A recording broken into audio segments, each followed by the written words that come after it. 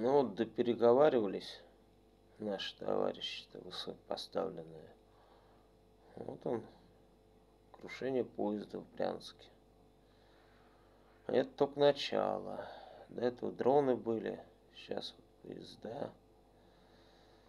То есть, ну ясно, что военным путем Украина ничего не может сделать в глобальном смысле. Да она и называется террор-война, как говорится. И что с этим можно сделать? Да ничего толком. Это или за границей перекрывать, как при Сталине, и тщательная фильтрация.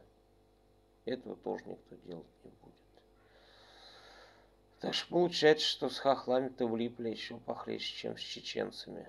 Чеченцев-то хоть видно было, они не похожи на нас. А этих хрен отличишь.